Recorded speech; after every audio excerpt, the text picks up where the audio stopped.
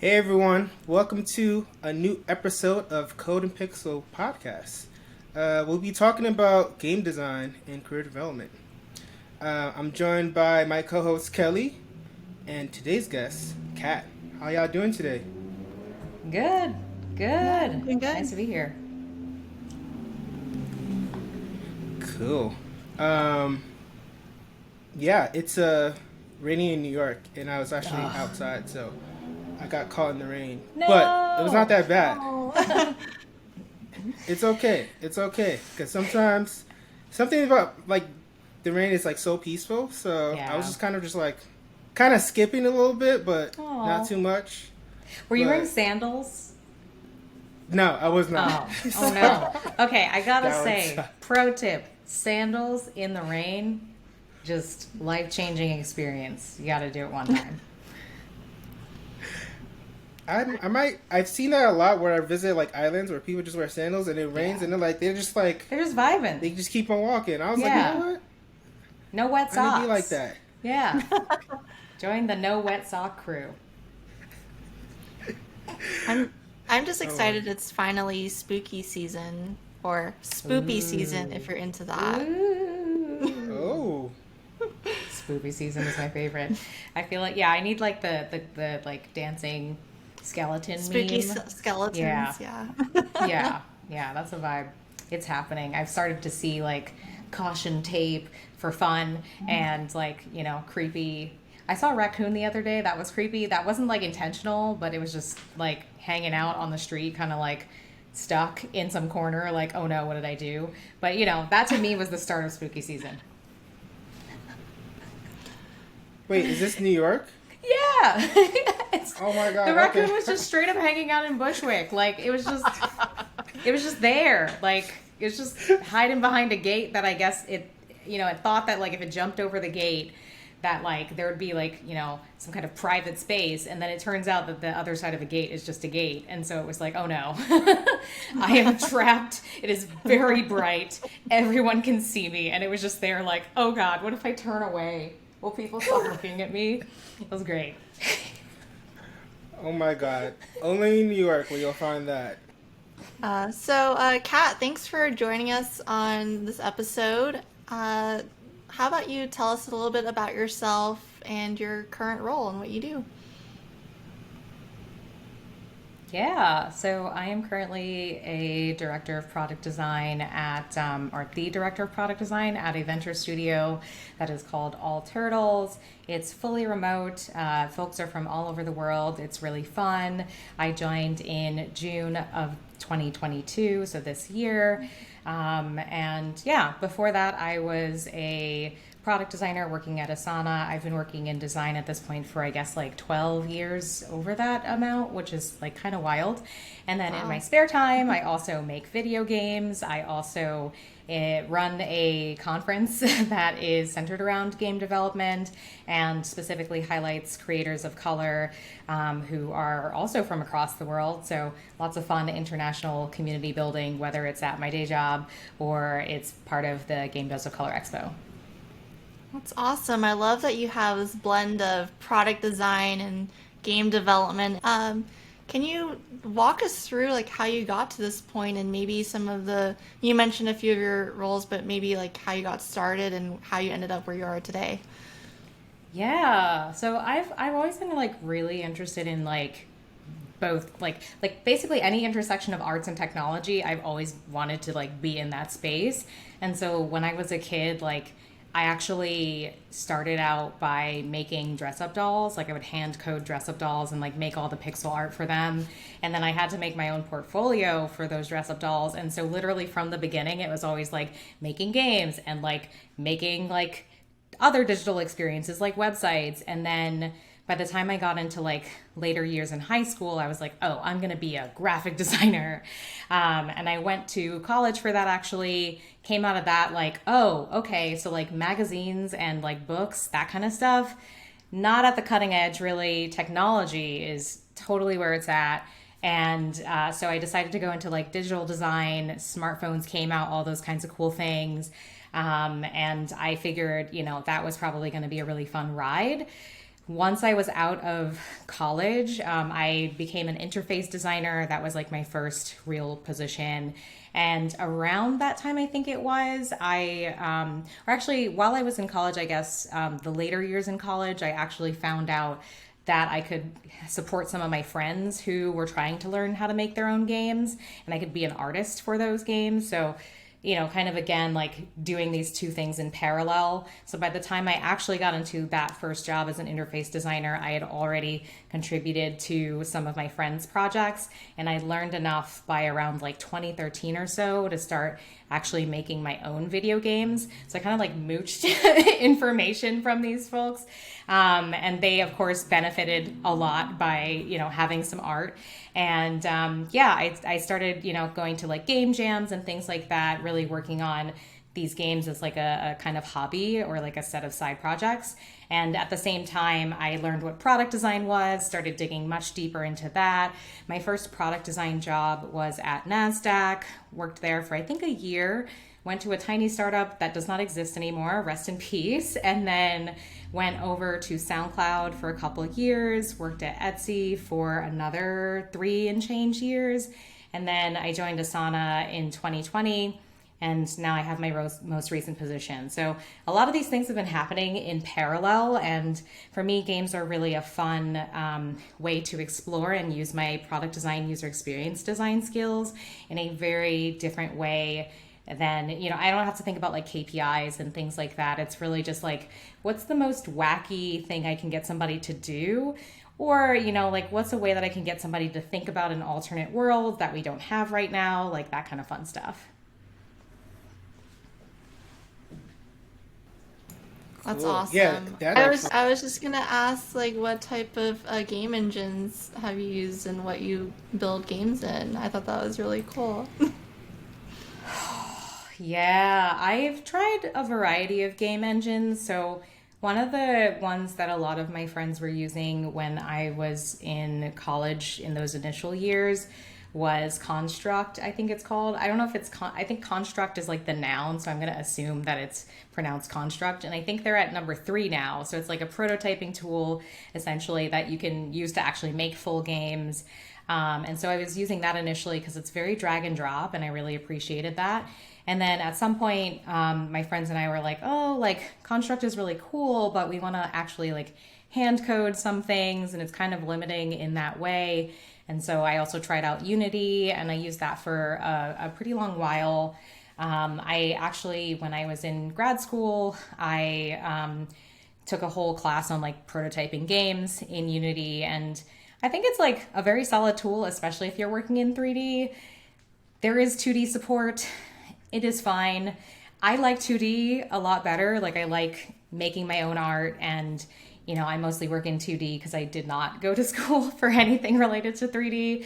And so what I personally like to do is work in this tool. It's a JavaScript framework that's called Phaser, Phaser.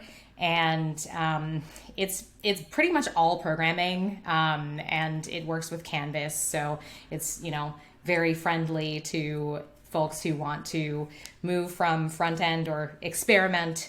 If you're like a front end engineer, for example, you can experiment in a tool like Phaser and find it quite familiar. And I feel like that's my favorite personal tool to use. But there's so many out there that I've also tried, like Game Maker Studio, and there's like lots of other ones that I occasionally dabble in. And at this point, I just keep coming back to Phaser.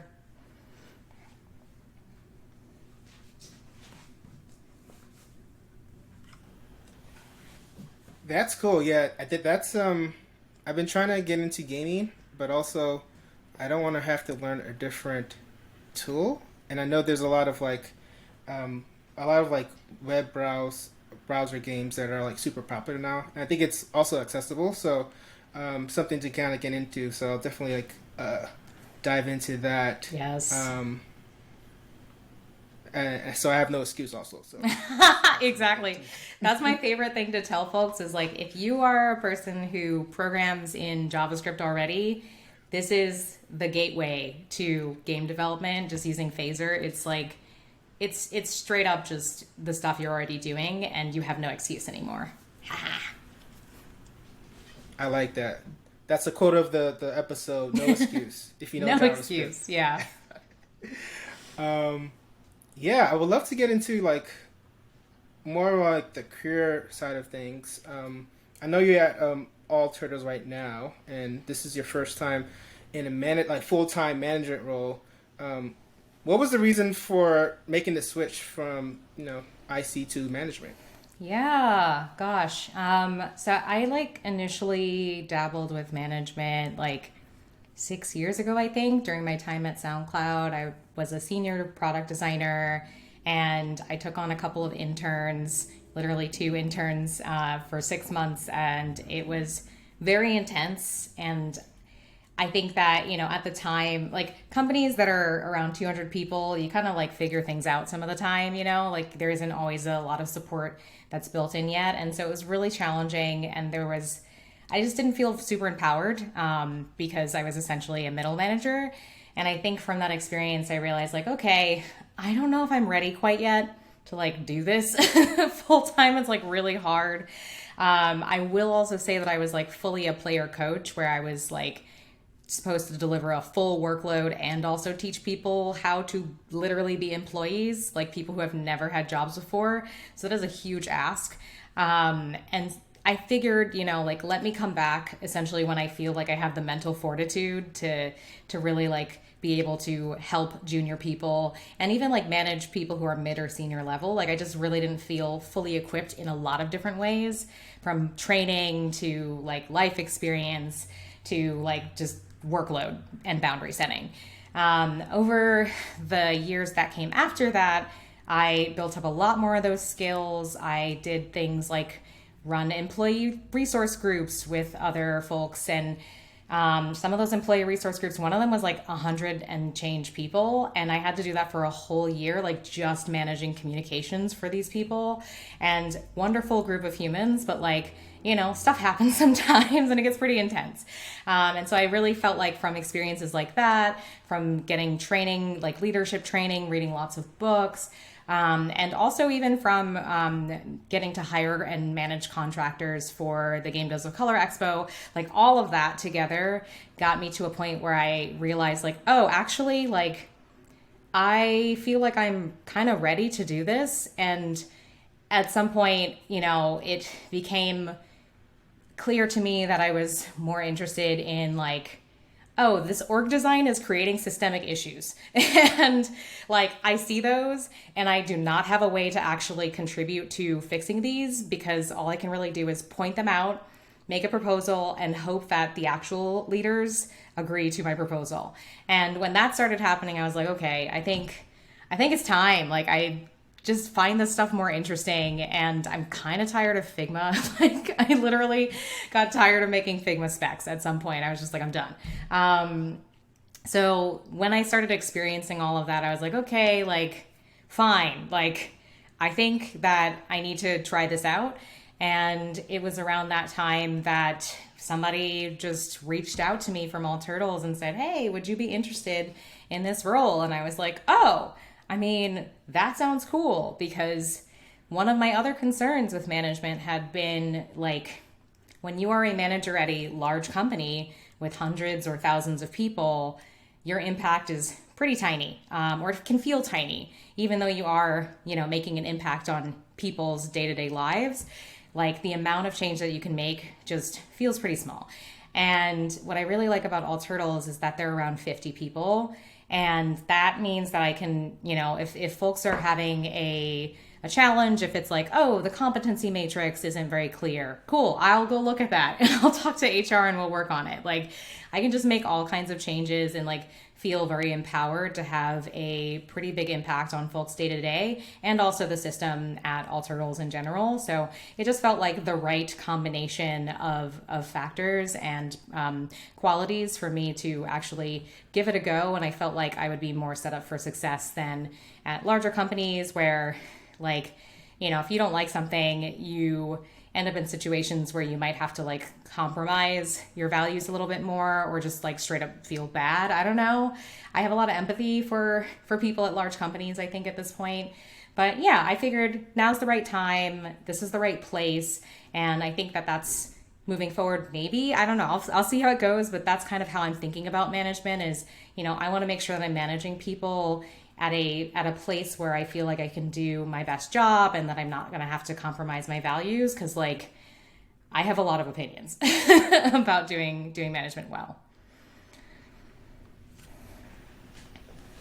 Yeah, I love that. And I also agree, like, you get to a point where you start, like, when you start going to, like, the leadership role, it's like there's a lot of specs and proposals. Yeah. Um, and that's where I kind of understood that, like, management is definitely not for me at this point because I'm like, if I gotta, like, create a spec, then the person above me is creating a spec. So it's kind of like A lot of we're docs. just exchanging docs and again, my personality, I'm like, if I can't control anything, then I feel very like um, anxious. Yeah. But I think you're in a good place because like you kind of bring the change if possible. So, Kat, you wrote this article last year titled "Should You Become a Design Manager?" And for those who haven't read it, like, what are some of the qualities of like a good manager? And like why is it so important for within like someone's career development? Yeah, I think that the way that I try to think about management is to remember that you're still doing design work. You're designing for other people and it's essentially like a service design kind of thing. So just like when it comes to a good designer, you don't think about the design work that you're creating as like a status symbol, ideally, like you're trying to create good experiences for other people. And the same to me applies to being a good manager. Like you should ideally not get into this because, you want more power or something like that. To some extent, of course, being a director, I have some impact that I can make in terms of being able to change people's competency matrices and things like that.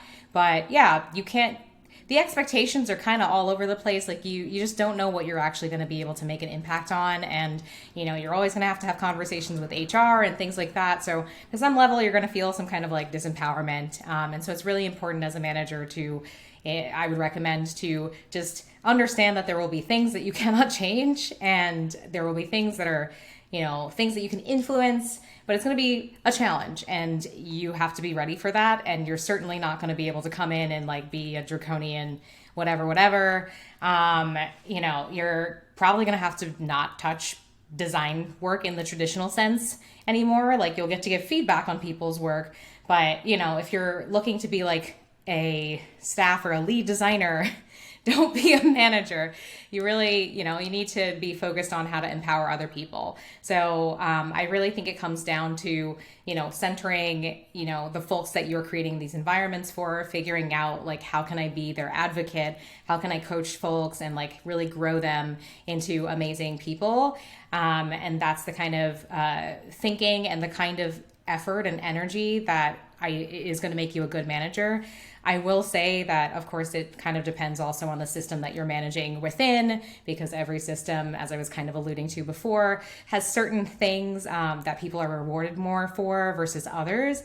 And so what will be really important for you is to understand the kind of system that you will be managing within. And you're going to probably have to navigate some level of like, well, what are the goals of the company? And like, how do I do those things and also accomplish my personal managerial goals? So it gets kind of complicated. You learn a lot about politicking and the ways in which you need to politic to get the things that you want to do done, to get the things that would best impact your reports done. But yeah, it's like deeply interesting stuff. If you love peopling at this kind of level, if you're ready for lots of meetings, if you're ready to talk about process all the time, you are ready to be a manager. And if you find none of that interesting and you really are just looking for a way to like have a better title or something, I'd recommend not doing it because it's going to be a bad time. It's going to be a bad time for you. It's going to be a bad time for everyone around you.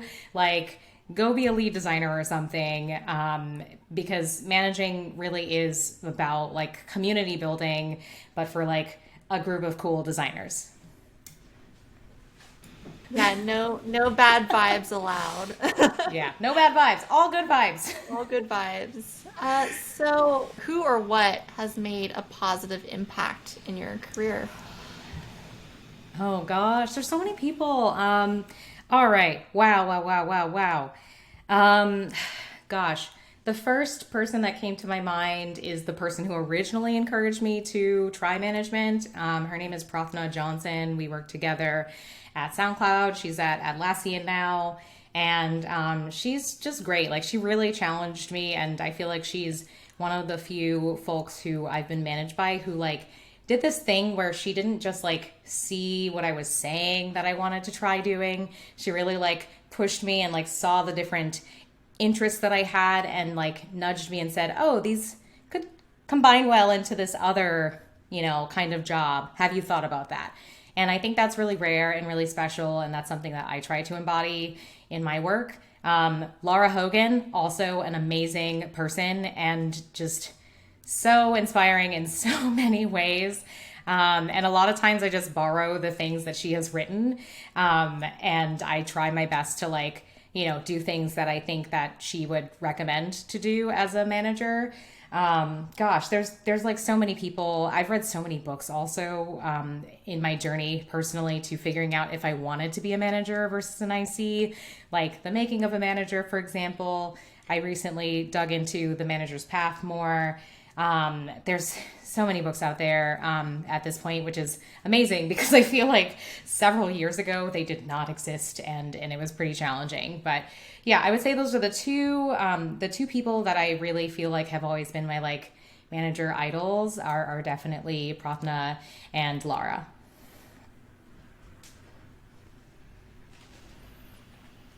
Yeah, I think it's always good to kind of have people that have done it before and kind of get their advice because I feel like management is like hard to. It's kind of like with anything. It's like it's hard to actually know if you're good at it until you start doing it. And um, I also plus one what you said about thinking of it as like a career progression because I think sometimes people are like, yeah, I'm just gonna be a manager, but also still be an IC, which is like the worst thing ever because then you get to a point where it's like Yeah. it's like you basically getting the two like worst things where it's Yeah. like you're doing IC work and also managing someone's career, which I Worst think of both worlds. again, Yeah. yes. What did I say? Best of worst world? Worst, no. Two worst things. It's the worst of both, for sure. You are correct. I am affirming that what you have said is absolutely the truth, and I have lived to tell the tale. I would not recommend it because, yeah, you will show up poorly in both of those, for both. Like, your work quality is going to go down when it comes to the production of the actual designs. And then when it comes to your reports, they're going to be neglected. I tried my best, and apparently I did fine. Like, I still keep in touch with at least one of the interns that I got to manage. But, like, yeah, it was really hard and I pretty much burnt out. And I, found a new job after that. Like, I was just ready to go and get myself out of that environment. So, yeah, seriously, like, do not. As much as you can avoid doing both, like try not to be a player coach. It's really, really hard.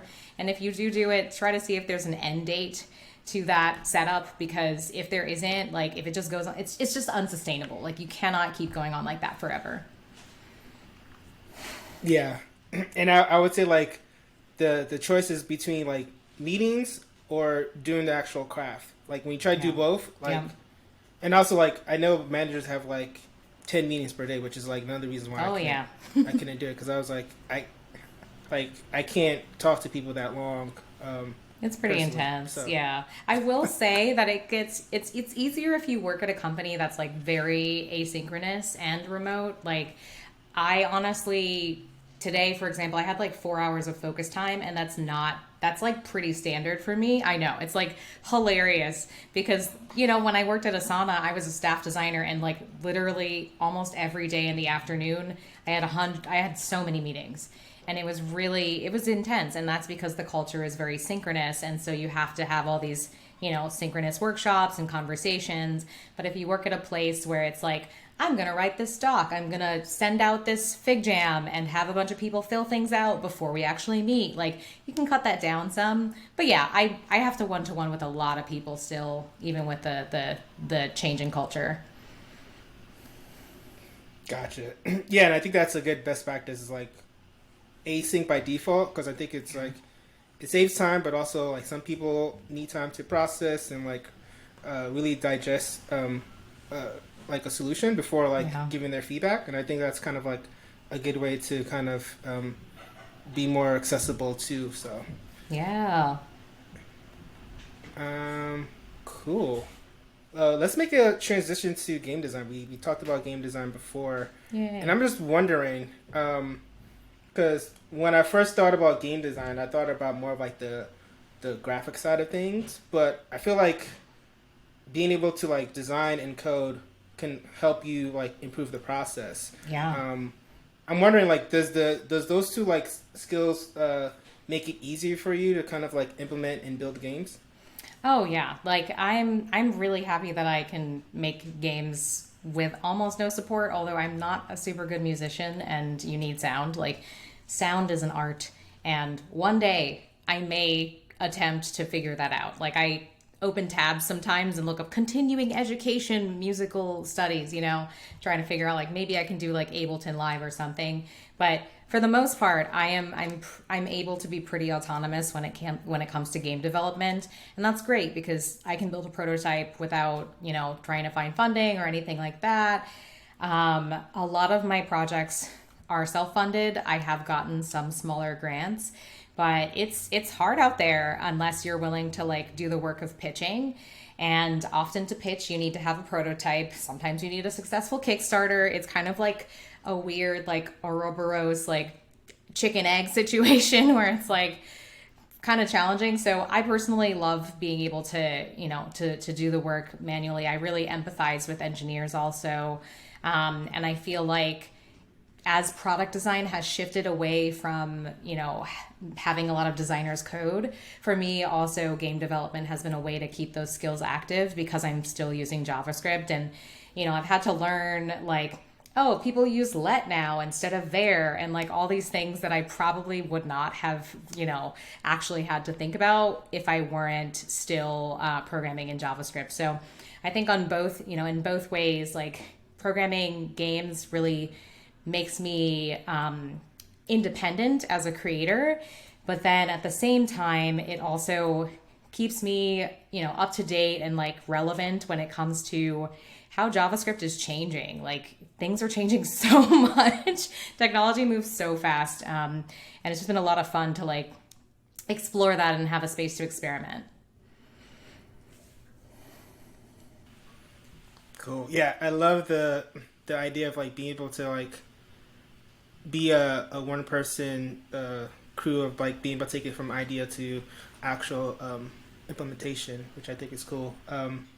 You also did mention product design, and I'm wondering like again, I know game design, product design, like traditional like product design is like two different things, but I think there's some similarities, especially around like storyboarding and whatnot. Yeah. Are there other things that you can like you think are similar between those two different disciplines? Yeah, I do think there's a lot of similarities, like in games, kind of like how a lot of people in product will do like a product spec of some kind where they think about like what are the goals. A lot of times game designers will write like a game design doc, which is kind of like the equivalent that often comes with even a spec of like what are the mechanics in this game. So that is like huge. I do a lot of diagramming when it comes to that stuff too. So like very user flowy. Play testing is the equivalent of user research, and you honestly have to do that all of the time. And there's really this like mentality in games that I love and try to apply to my design work where it's like, how do I test and refine this experience as often as possible to build as much confidence as I can that I'm, creating an experience that's really going to, in terms of games, be memorable, but in terms of user experience, be something that keeps people coming back and in software paying. So yeah, I feel like the centering of testing and getting feedback from your users is like huge. The specking of work is like such a thing. I think that it's interesting to think about, what's going to bring people the most memorable experience. Like, what are we trying to say? Like, there's a lot of thinking about like messaging that feels very reminiscent of like maybe the more like brand parts of the product design workflow. I think those would be the biggest thing. Game designers love documentation. Like, it's my happy place for sure. I think also like road mapping, although when it comes to games, like scope increase is just a kind of an expected thing. And then I feel like in user experience, this is like more of a difference. Like, to some extent, we try to keep scope relatively limited. We try to iterate faster, but with games, a lot of the times, that's one thing that they haven't quite gotten to yet is like continuous improvements. And it's just because like the release cycles are kind of different. But yeah, the user centricity is there. The documentation is there. I think those are big things that are similar. Yeah, I love that you brought up documentation. It provides so much clarity for not just the team, but for myself, because sometimes I have a bunch of thoughts jumbled up and I'm like, wait, how are we turning this into a game again? Because I just have a bunch of game mechanics. I'm like, wait, what are we trying to accomplish here? These all out. Yeah, what's the point? Yeah. For sure. So kind of like wrapping up this episode, I wanted to ask, because you have a lot of experience both with product and game design, what advice would you give to someone who wants to get into either of those fields? Or is there a common set of advice, or should someone be considering one thing and go into that specialization? Yeah, I'd love to hear your thoughts on that. That's interesting. It's interesting to think of like advice that would work for both. I do feel like there's some level of like start small. Like I could see like start small being kind of like a shared principle of like what's the smallest way that you can try to make an experience, for example, where it's like when I was newer to product design, I'd go to a lot of hackathons and just like volunteer and like try stuff out. I would keep scope very, very small. And over time, as I got comfortable with designing smaller experiences, I would start kind of, getting comfortable designing more complex experiences. And I definitely did the same thing with games where it's like, all right, I started at, game jams. I'd make a game that was maybe 5 minutes. And then, I was like, okay, what about like 20 minutes? Okay, what about like 3 hours? Like, it's a process. And as I started to make more of my personal projects, people were like, oh, cool. And, I've gotten like offers to like work at game studios and stuff, and that's very nice. But not my focus. But I think like, just experimenting and, not trying to start with something that's like huge and overwhelming.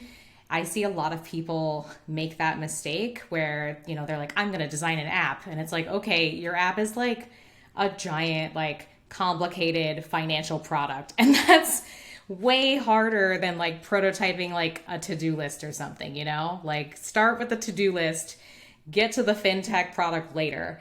I'm trying to think of like other things that might be applicable to both. I think networking, like just building, I would say like work friendships maybe is the better phrase than like, networking. Because I feel like I've gone to things where people are like, here is my business card, goodbye.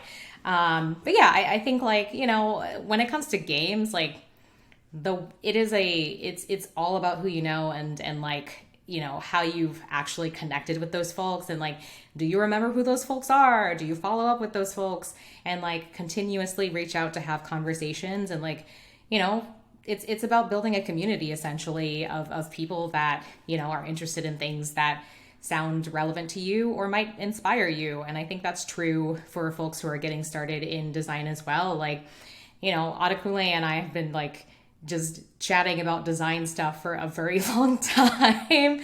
And like we nerd out about all kinds of career stuff every now and then. And it's like really fun to just like catch up and like hear how things are going. So I'm 100% a believer in like building like friendships, and like, of course, there's boundaries and stuff like that.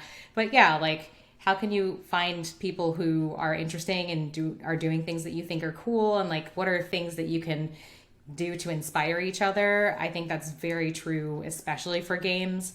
And of course, it's also important for navigating your career as a designer. I think those are like the two big things. I'm trying to avoid like hustle and like that kind of stuff.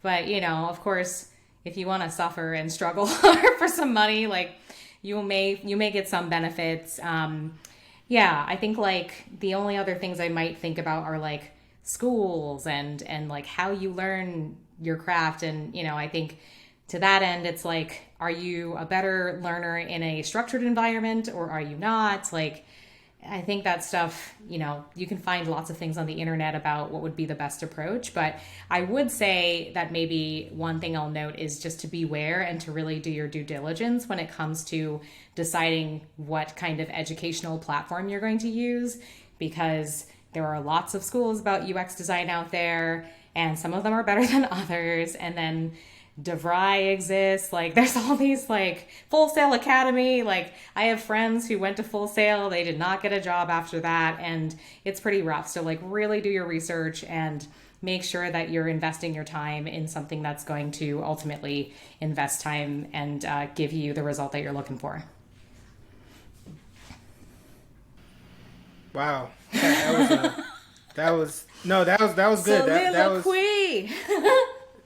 that's something that I wish I learned when I first got it in, especially with networking. Because I wouldn't say I was that guy with the card, like business cards, just like throwing them out like it's like money. But, so I would say like to folks that's like 100%, where it's like it's kind of like a game, and you're like making these relationships, and the whole idea is to like grow that relationship like it's like a plant. So and I think networking is a super useful skill. So yeah, treat it like a dating sim, not like a Mario game.